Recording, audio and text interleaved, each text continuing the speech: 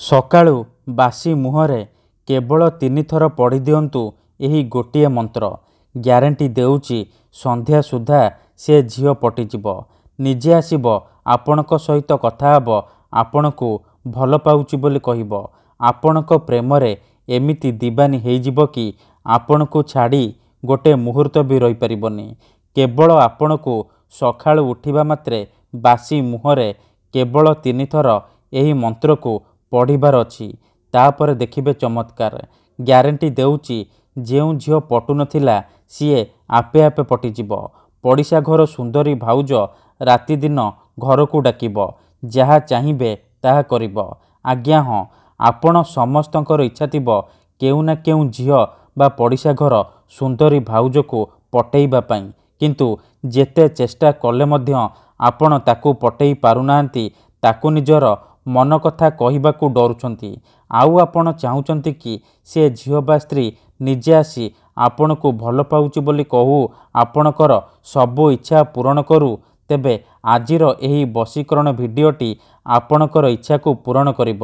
କାହିଁକି ନା ଆଜିର ଏହି ଭିଡ଼ିଓଟିରେ ମୁଁ ଆପଣଙ୍କୁ ଶିଖେଇବି ନାରୀ ମୋହିନୀ ବଶୀକରଣ ବିଦ୍ୟା।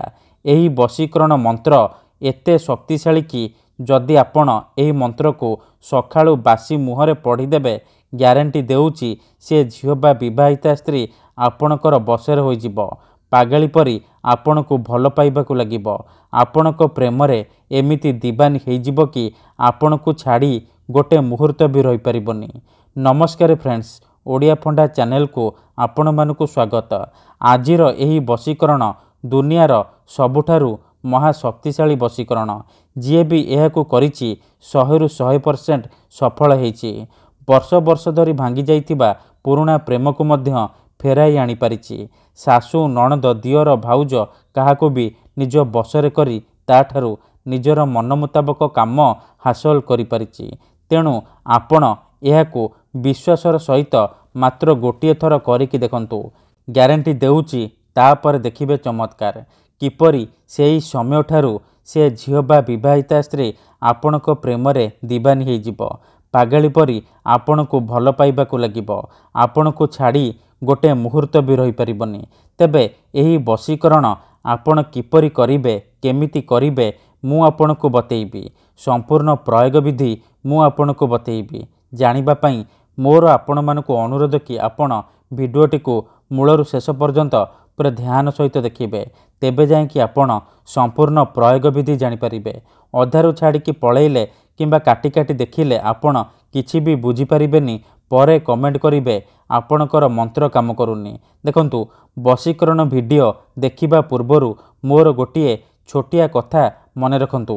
ଯେଉଁପରି ଆପଣ ଭଗବାନଙ୍କୁ ମାନୁଛନ୍ତି, ଭଗବାନଙ୍କ ଉପରେ ବିଶ୍ୱାସ ରଖିଛନ୍ତି, ନିଜର ସବୁ ଦୁଃଖ କଷ୍ଟ ଅସୁବିଧା ଭଗବାନଙ୍କୁ ଜଣାଉଛନ୍ତି, ଯଦି ସେ ଅସୁବିଧାର ସମାଧାନ ନ ହେଲା ତାହାର ମାନେ ନୁହେଁ କି ଭଗବାନ ନାହାନ୍ତି। ସେହିପରି ତନ୍ତ୍ର ମନ୍ତ୍ର ହୁଏ, ବଶୀକରଣ କାମ କରେ, କିନ୍ତୁ ଏହାକୁ ଆପଣଙ୍କୁ ସିଦ୍ଧ କରିବାକୁ ପଡ଼ିବ। ପ୍ରୟୋଗ ବିଧିକୁ ଠିକ୍ ଭାବରେ କରିବାକୁ ପଡ଼ିବ। ମନ୍ତ୍ର ଠିକ୍ ସେ ପଢ଼ିବାକୁ ପଡ଼ିବ। ତେବେ ଯାଇ ମୁଁ ଆପଣଙ୍କୁ ଗ୍ୟାରେଣ୍ଟି ଦେଉଛି ଆପଣ ଯେଉଁ ଝିଅ ବା ବିବାହିତା ନାରୀକୁ ପଟେଇବାକୁ ଚାହୁଁଛନ୍ତି ତାକୁ 100ରୁ 100% ପଟେଇ ପାରିବେ।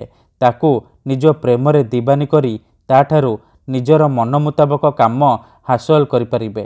ତେବେ ବଶୀକରଣ କରିବା ପୂର୍ବରୁ ବଶୀକରଣ ବିଷୟରେ କିଛି ଜାଣି ରଖନ୍ତୁ। ବଶୀକରଣ କ'ଣ ପାଇଁ କରାଯାଏ? ଯେତେବେଳେ ଆପଣ କାହାକୁ ନିଜଠାରୁ ଅଧିକ ଭଲ ପାଉଛନ୍ତି, ତା ବିନା ବଞ୍ଚିପାରିବେନି ଭାବୁଛନ୍ତି, ତା ପଛରେ ଗୋଡ଼େଇ ଗୋଡ଼େଇ ଥକିଗଲେଣି, ହେଲେ ସେ ଝିଅ ବା ସ୍ତ୍ରୀ ଆପଣଙ୍କୁ ଭାव ଦେଉନି, ଆପଣଙ୍କୁ ଦେଖିଲେ ଅଣଦେଖା କରୁଛି, ସେତେବେଳେ ଆପଣ ବଶୀକରଣର ସାହାଯ୍ୟ ନେଇପାରିବେ। ବଶୀକରଣର ମାନେ ହେଉଛି ନିଜର ଭାବନାକୁ ଅନ୍ୟର ଦିମାଗରେ ପହଞ୍ଚେଇବା। ନିଜର ଭଲ ପାଇବାକୁ ଅନ୍ୟର ଦିମାଗରେ ପହଞ୍ଚେଇବା ମାନେ ସେ ଝିଅ ବା ସ୍ତ୍ରୀର ଦିମାଗରେ ପହଞ୍ଚେଇବା। ତେଣୁ ମୋର ଆପଣମାନଙ୍କୁ ଅନୁରୋଧ କି ମନରେ କୌଣସି ଖରାପ ଉଦ୍ଦେଶ୍ୟ କିମ୍ବା କୌଣସି ଖରାପ କାମ ପାଇଁ ଆପଣ ଏହି ବଶୀକରଣ ମନ୍ତ୍ରକୁ ପ୍ରୟୋଗ କରିବେନି। କାହିଁକି ନା ଏହି ବଶୀକରଣ ସବୁଠାରୁ ସହଜ, ସରଳ କିନ୍ତୁ ମହାଶକ୍ତିଶାଳୀ ବଶୀକରଣ।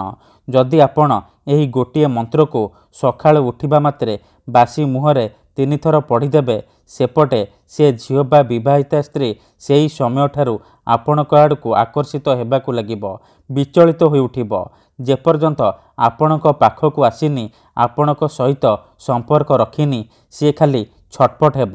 ତେଣୁ ଯଦି ଆପଣ ଏହି ବଶୀକରଣ କରିବାକୁ ଚାହୁଁଛନ୍ତି, ସେ ଝିଅ ବା ବିବାହିତା ସ୍ତ୍ରୀକୁ ପଟେଇବାକୁ ଚାହୁଁଛନ୍ତି, ତାଠାରୁ ନିଜର ମନ ମୁତାବକ କାମ ହାସଲ କରିବାକୁ ଚାହୁଁଛନ୍ତି, ତେଣୁ ମୋର ଆପଣମାନଙ୍କୁ ଅନୁରୋଧ କି ଆପଣ ଭିଡ଼ିଓଟିକୁ ମୂଳରୁ ଶେଷ ପର୍ଯ୍ୟନ୍ତ ପୁରା ଧ୍ୟାନ ସହିତ ଦେଖିବେ।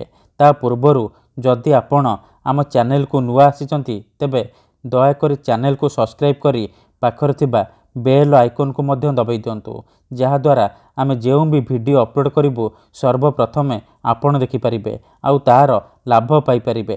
ଠିକ୍ ଅଛି, ତେବେ ମନେ ରଖନ୍ତୁ, ଏହି ବଶୀକରଣ ବିଧିକୁ ଆପଣ କେଉଁ ବି ବାରରେ କରିପାରିବେ, କିନ୍ତୁ ଯେବେ ବି କରିବେ ସକାଳୁ ବାସି ମୁହଁରେ କରିବେ। ବିନା ହାତ ଗୋଡ଼ ମୁହଁ ଧୋଇକି ସକାଳୁ ବାସି ମୁହଁରେ କରିବେ। ପ୍ରଥମେ ଆପଣ କ'ଣ କରିବେ, ଯେତେବେଳେ ରାତିରେ ଶୋଇବା ପାଇଁ ଯିବେ, ଗୋଟିଏ ଗ୍ଲାସରେ ଚିନି ପାଣି ଆଣିବେ। ତାପରେ ସେ ପାଣି ଗ୍ଲାସକୁ ନିଜର ସାମ୍ନାରେ ରଖିବେ। ତାପରେ 7 ଥର ସେଇ ଝିଅ ବା ସ୍ତ୍ରୀର ନାମ ଉଚ୍ଚାରଣ କରିବେ, ଯାହାକୁ ଆପଣ ନିଜ ବଶରେ କରିବାକୁ ଚାହୁଁଛନ୍ତି। ପ୍ରଥମେ ଆପଣ ତାକୁ ମନେ ମନେ ଭାବିବେ, ତାର ମୁହଁକୁ ନିଜ ମନରେ ଭାବିବେ। ତାପରେ 7 ଥର ସେଇ ଝିଅ ବା ସ୍ତ୍ରୀର ନାମ ଉଚ୍ଚାରଣ କରି ପାଣି ଗ୍ଲାସରେ ଆପଣ 3 ଥର ଫୁଙ୍କିଦେବେ।